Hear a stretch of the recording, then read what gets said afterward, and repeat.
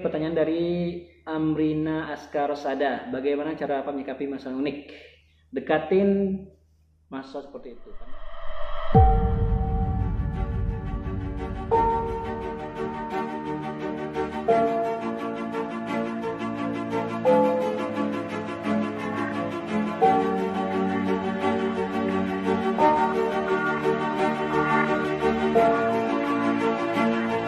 Warahmatullahi wabarakatuh. Kepada rekan-rekan mahasiswa semua, pada kesempatan yang kali ini saya ada PR, yaitu sedikit memberikan umpan balik dari kegiatan kuliah online kita. Kemarin saya memberikan asesmen, salah satunya pertanyaan yang ingin rekan-rekan tanyakan kepada saya. Nah, kepada kesempatan yang singkat ini saya akan menjawab beberapa dari pertanyaan dari rekan-rekan semua. Tidak semua saya tanggapi karena waktu juga membatasi. Nah, itu nanti kalau saya jawab semua nanti kalian juga bosan nontonnya, karena wajahnya juga cuma wajah saya doang tinggalnya. Nah, itu. Nah, sebelum saya melanjutkan, ada beberapa hal yang ingin saya sampaikan. Yang pertama terkait dengan beberapa keluhan teman-teman yang ada di, atau curhatan lah yang ada di web kemarin. Pertama soalnya pembelajaran daring ini. Nah, seperti ini saya akan memberikan pemahaman singkat. Yang pertama, di kondisi pandemi COVID sekarang, itu mengubah kebiasaan kita. Kalau kebiasaan hidup itu bagi aspek, maka itu banyak hal yang berubah, terutama yaitu atau imbasnya yaitu sekolah maupun perguruan tinggi. Nah, itu dalam melaksanakan kegiatan pembelajaran. Maka itu keadaan ini juga mengharuskan kita mau tidak mau itu kita harus menggunakan yang namanya media digital untuk bikin belajar. Salah satunya ya ini, saya memberi umpan balik melalui video. Nah, kalau di kelas mungkin saya memberikan umpan balik secara langsung. Nah, itu.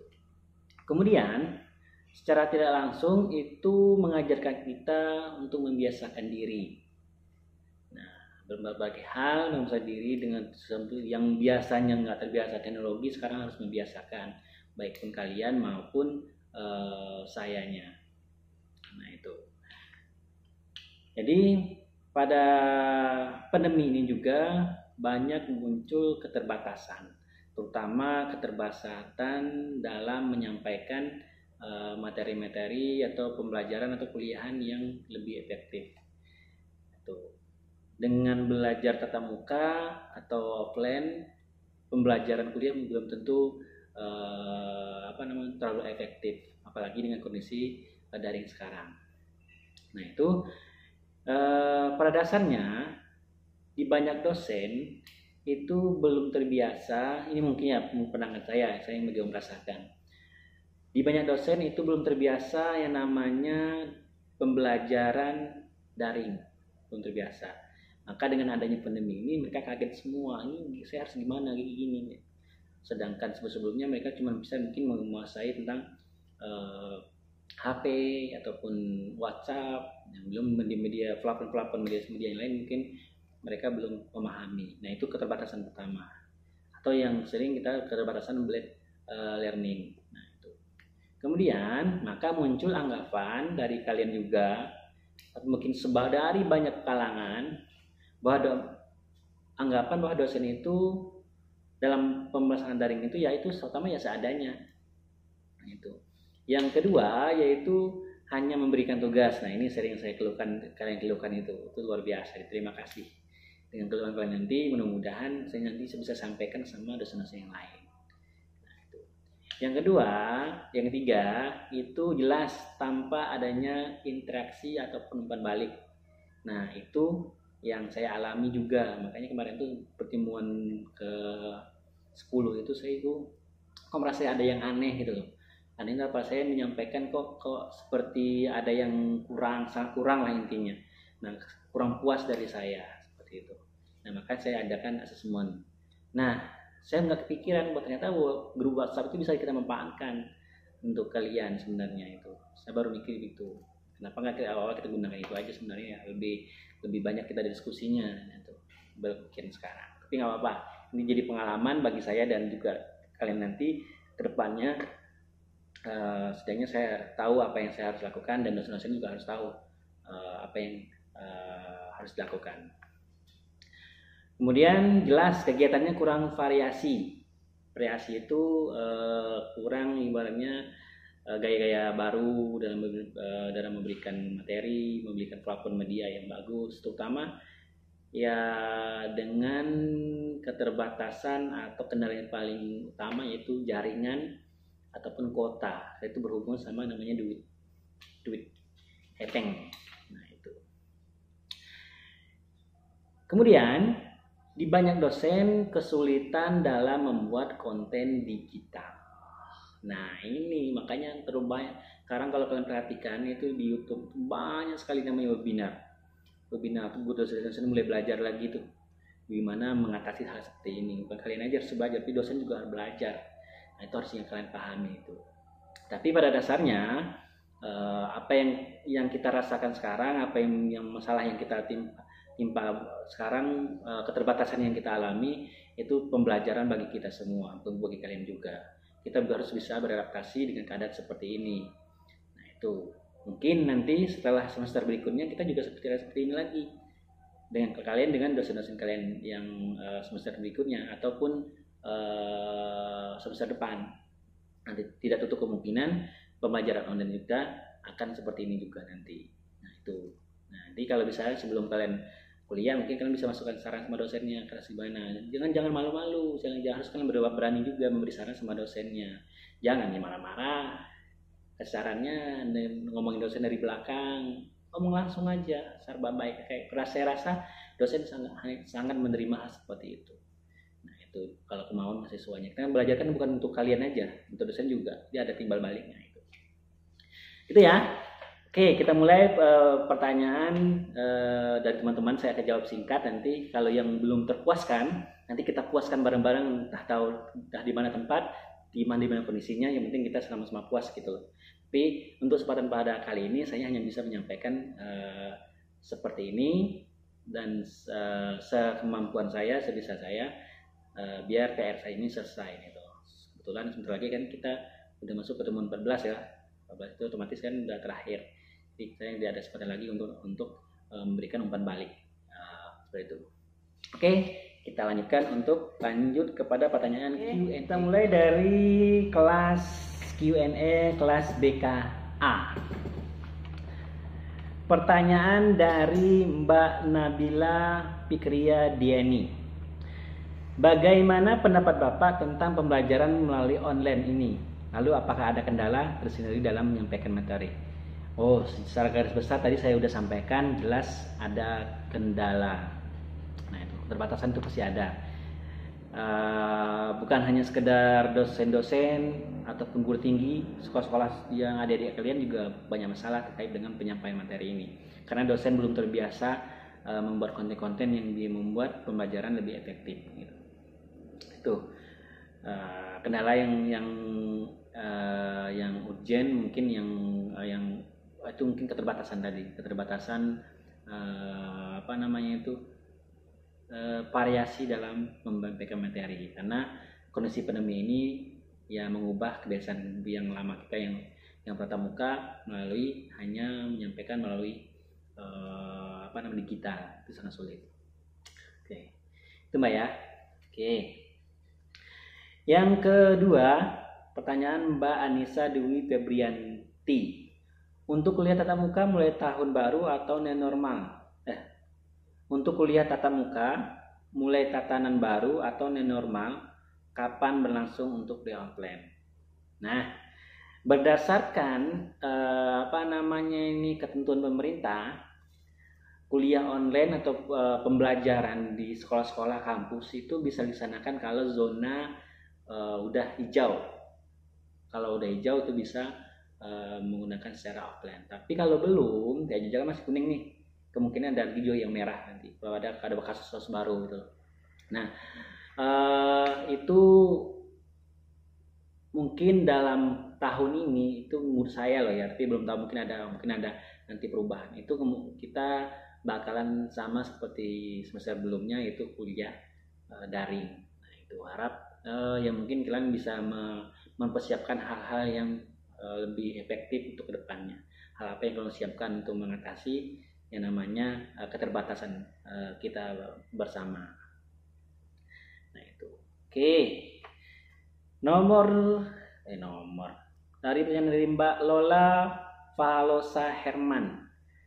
Hal apa yang harus dilakukan agar lebih bisa ikhlas jika terjadi suatu masalah? Wow, ini Via ya Mbak ya jawabnya ya. Ya kalau ada masalah yang pertama ya kita introspeksi diri, kemudian lebih bersabar, namanya yang kalau ada masalah, setiap manusia ada masalah seperti itu, Tuhan masih sayang sama kita. Tapi kalau nggak ada masalah yang dihadapi manusia itu jadi bahan pertanyaan juga. Jangan Allah itu udah meninggalkan kita. Jadi bersyukurlah kalau orang yang sering kena masalah. Ya, tapi jangan cari masalah lo ya. Ya lebih bersyukur aja Mbak, bersabar. Mudah-mudahan masalah itu ada hikmah, pasti ada hikmah di balik gitu. Oke, nomor selanjutnya pertanyaan Wahyu Nila Irdasyari. Kapan kuliah temuka berjalan kembali? Jika belum, apakah dapat bisa membantu misalnya dalam kuliah daring? Otomatis kalau bagi saya nanti kalau saya masih mengajar di kelas-kelas yang lain, mungkin ketemu lagi. Ya pengalaman semester ini itu jadi patung utama bagi saya. Mungkin dari kedepannya saya lebih variasi, lebih memberikan efektivitas dengan baik, umpan baliknya juga saya harus mencari cara lagi supaya kalian bisa memahami, siswa teman-teman kalian juga bisa memahami, saya juga bisa menyampaikan dengan secara secara mudah dan tidak menghabiskan namanya kuota. Nah, asal saya tahu ya Mbak, ini dosen-dosen kuotanya nggak dikasih loh, buat kalian aja yang kasih, kami juga nggak dikasih. Jadi saya protes juga, gitu ya. Oke, pertanyaan dari Mbak Indah Oktaviana. Apakah perkuliahan sejarah ini akan tetap terus walaupun COVID sudah mulai reda sampai zona hijau? Di sana kuncinya, Mbak. Dari Mbak Fadila Tazkiyatun Nisa Arfain. Sudah lama menanyakan terkait transparansi biaya, tapi dari pihak kampus belum ada respon yang berarti. Bahkan beberapa oknum seolah menutupi problem ini. Gimana ya Pak? Bongkar aja oknumnya Mbak, jangan takut-takut. Maka itu pelajaran PPKN, kalian harus kritis. Nah, kuncinya itu.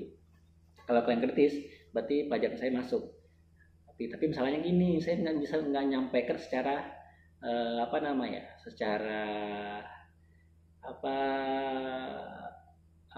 secara langsung gitu loh. Jadi dengan keterbatasan sekarang itu kan saya nggak bisa memberikan sesuatu yang membuat kalian bisa memahami apa yang saya sampaikan di perkuliahan PPKN itu sampaikan secara bijak dan gunakan hal-hal yang bisa membuat hak kita itu bisa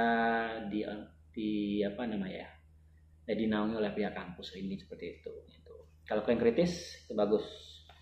Nah itu seharusnya bukan sama saya disampaikan, sampai kampus langsung, kan kalian punya media sosial. Oke, dari pertanyaan dari Eksa Kurnia Putri.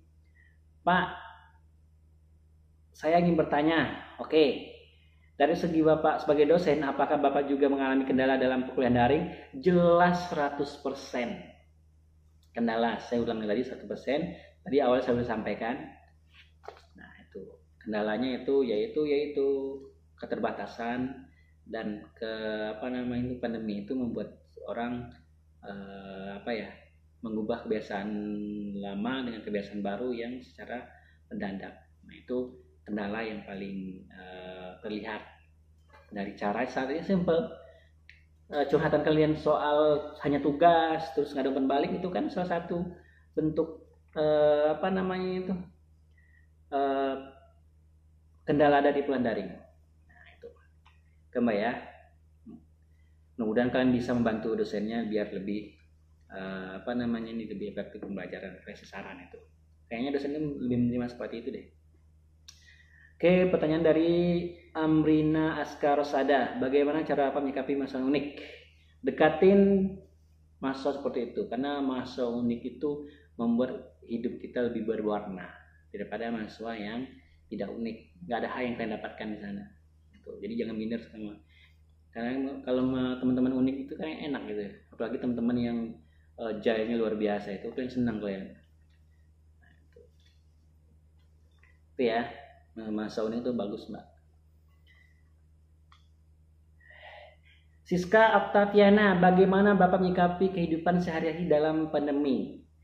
Dalam kehidupan sehari-hari banyak pelajaran yang saya dapatkan, terutama yaitu salah satunya adalah kebiasaan yang membuat dulu saya santai sekarang harus saya gebutkan.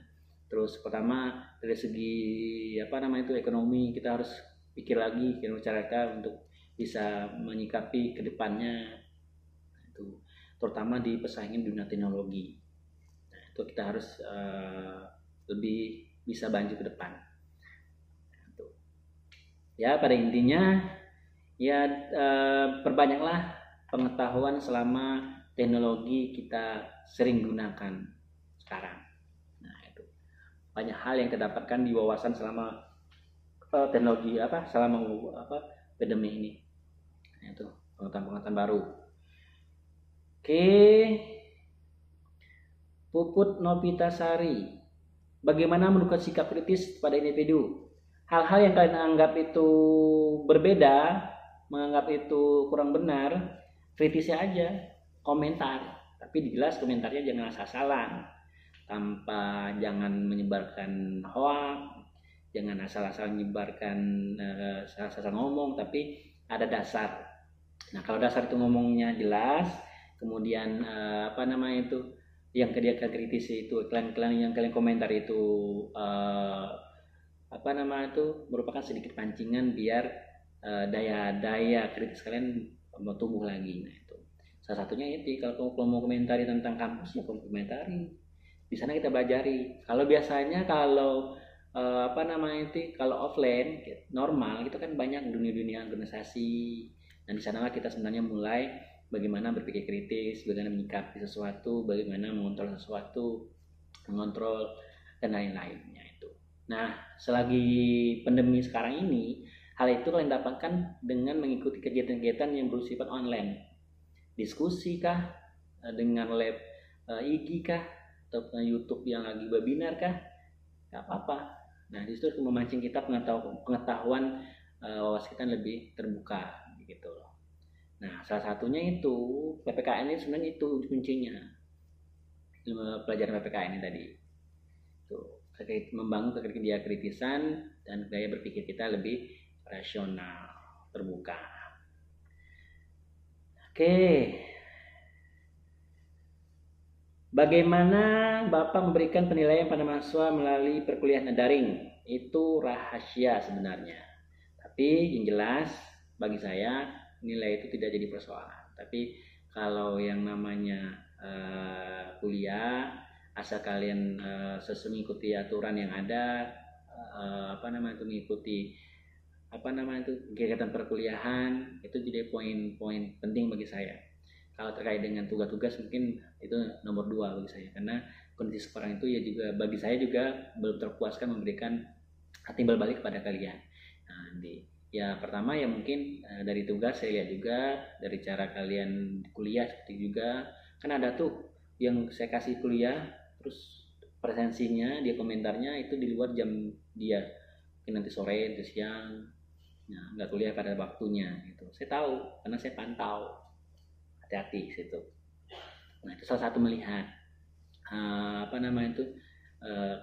karakter kalian masing-masing. Nah, sisanya nanti ya kalau nggak di ujian akhir tengah semester dan kemarin yang lain, gampang lah soal nilai, jangan diperhatikan. Kalau saya sih nggak utamakan nilai, tapi pengetahuan yang saya dapatkan.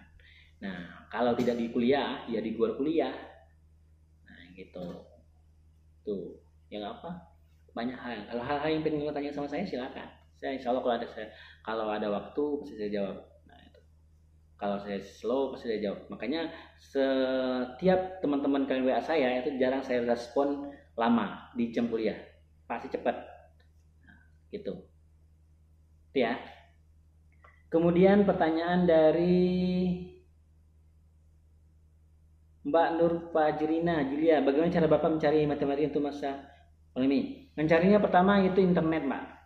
Internet, kemudian buku-buku PDF, buku-buku yang ada di online itu saya gunakan seperti itu. Kemudian juga materi-materi yang bisa sampaikan biasanya disampaikan orang lain terkait dengan webinar, diskusi. Nah, itu saya saya gunakan itu. Tapi pada dasarnya pada perkuliahan kalian ini saya lebih banyak menggunakan buku dan pendapat orang lain. Nah, itu saya mencari materi sana. Nah, kalau mustakaan gimana mustakaan? Terus saya nggak bisa ke mustakaan. Salah satu yang digunakan itu buku PDF, buku online, e-book lah intinya. Dora Islanina Ilmuwana, apakah mempelajari PPKN ini kita bisa mengambil manfaat di hidup sehari? Oh jelas. Kalau nggak ada belajar PPKN, kalian nggak bakalan di Indonesia. Karena itu adalah ilmu dasar kita sebagai warga negara yang baik. Nah, itu pendidikan kewarganegaraan. Apa yang kita pelajari selama ini dari identitas, dari konstitusi, dari kata nasional, wawasan Nusantara itu yang berhubungan sama wilayah kita sendiri, negara kita. Kalau kalian tidak mengetahui, sekarang kalian belum mendapat manfaatnya. Nanti setelah kalian lulus, kalian akan dapat manfaatnya nanti. Kalian akan tahu perbedaan kalian sama orang lain. Mungkin dari kalian itu mungkin ada yang jadi anggota DPR atau enggak jadi ibu-ibunya pejabat atau kan jadi menantu menteri nanti. Masa kalian nggak punya pengetahuan tentang kenegaraannya? Bukan malu, ya nggak? Nah itu perhatikan. Itu ya dari Mbak Dora. Saya doakan Mbak nanti jadi menantunya menteri pendidikan.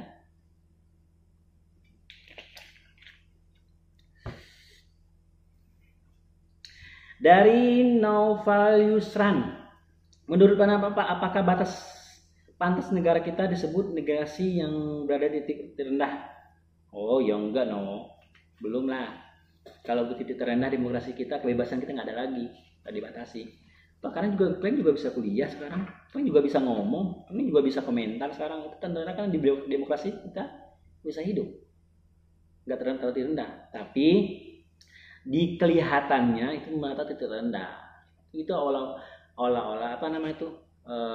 disebabkan oknum-oknum yang terlalu pintar dia, ilmunya juga, tapi dia tidak memikirkan masyarakat kita yang berpengetahuan rendah.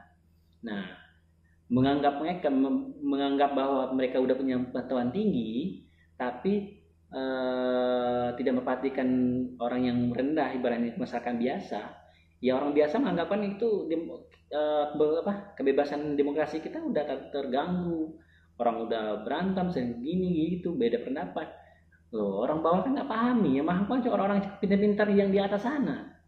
Nah, sebenarnya di bagian, tapi kalau dikatakan demokrasi titik terendah ya nggak mungkin lah. Kalau nggak sampai titik terendah kita nggak bakalan ada pemilihan presiden 5 tahun ini, 10 tahun, 20 tahun ke belakang ini, sejak tahun 2004 kita pemilihan presiden secara pemilu. Kalau nggak demokrasi ya suruh aja salah satu pemimpin khalifah mengelola negara kita, abang toh ada lagi demokrasi. Nah itu salah satunya. Oke, bagus Mas Noval. Nanti kalau kapan nih kalau di diskusi berpikir seperti ini, kita harus belajar berpikir seperti ini. Nah, itu. Dari pertanyaan Muhammad Salman Adiaksa, sekarang lagi ramainya RUU HIV Halogenologi. Menurut Bapak apakah perlu RUU HIV disahkan dan tahu bahwa Pancasila itu udah fix? Ya enggak lah, saya sepakat bahwa RUU itu tidak ada. Yang untuk apa ada? Ini kalau saya cerita nih panjang ini ceritanya nih. Serius panjang. Pada intinya Pancasila udah final. Kalau ada yang pengen pengen membuat pemahaman Pancasila yang baru, itu pasti ditolak. Kenapa? Merubah merancang Haluan Ideologi Negara Pancasila itu akan membuat, kalau dijadikan undang-undang itu membuat rohnya Pancasila sebagai dasar negara kita udah mulai luntur. Kenapa? Karena salah satu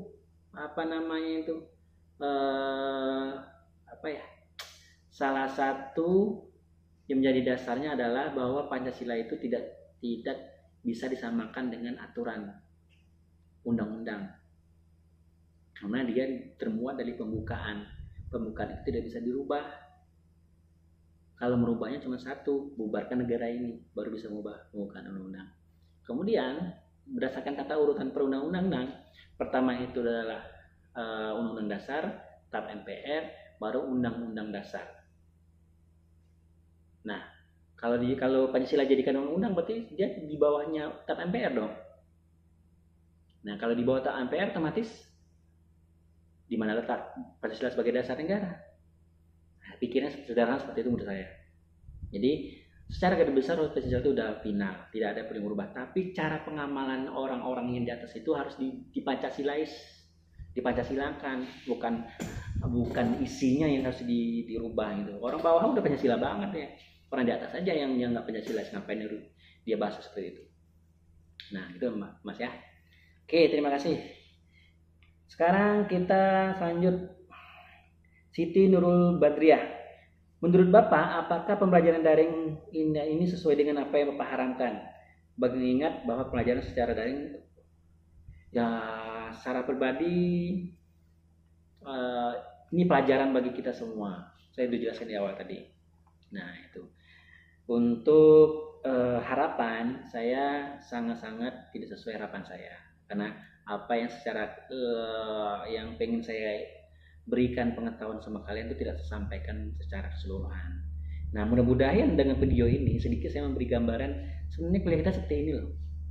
Kita banyak-banyak ngomong-ngomong seperti ini, tidak banyakkan teori, apalagi pembahasan PT yang terpanjang itu ya, yang saya share itu ya.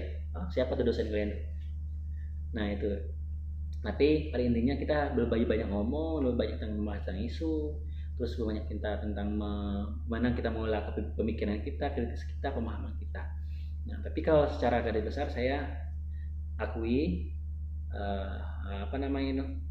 secara pemberian pelajaran daring ini tidak sesuai harapan saya sebenarnya. Tapi nggak apa-apa, itu kan pelajaran awal bagi saya. Nanti ke depannya nanti kan saya punya gambaran, harus seperti ini. Walaupun itu kurang efektif.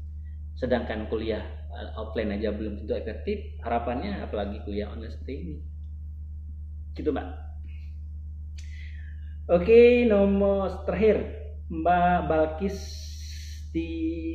Sibitiani. Wah, namanya keren juga ini. Menurut Bapak, bagaimana soal kuliah daring? Apa lebih milih kuliah daring atau menunda semester ini? Wah, menunda semester sama aja menunda pernikahan nanti, menunda perjodohan, menunda kalian dapat jodoh. Nikmati aja, itu pengetahuan yang harus kita miliki. Tanpa seperti ini pun kelamaan kita harus terbiasa seperti ini, karena yang kita hadapi ke depannya adalah teknologi. Ini baru 4.0, teknologi 4.0. Masuki 4.0. Sekarang 5.0 udah masuk. Nah, nanti kan kalian cari tahu itu apa itu transformasi 4.0 sama 5.0 itu. Kalau 5.0 itu adalah masyarakat itu semuanya udah masyarakat teknologi, masyarakat virtual. Nah, itu. Ini udah berjalan loh. Indonesia telat soal itu, menanggapi soal itu. Kenapa? Karena teknologi kita belum berkembang merata. Nah, itu. Sedangkan dunia, coba pikirkan, ngantar makanan nanti, yang ngantar paket kalian itu, kalau kalian pesan Lazada atau pesan Shopee, itu yang ngantar bukan orang lagi, udah drone yang ngantarkan ke depan rumah kalian. Coba bayangkan itu gambar singkat loh ya. Nah, mau tak mau kalian harus cepat bersaing di sini. Nah, masa menunda kuliah hanya karena ketidak efektifan pembelajaran karena susah daring? Ya nggak bisa, Mbak. Kita harus terbiasa seperti itu. Nah, bagaimana kita setelah ini mengefektifkan hal-hal sederhana itu? Tuh, kita mulai belajar, mulai mengikuti, membiasakan dan lain-lain. Nah, itu Mbak ya. Oke, terima kasih untuk itu. Dan yang terakhir, saya ingin berpesan sedikit. Ini kan pertemuan terakhir kita.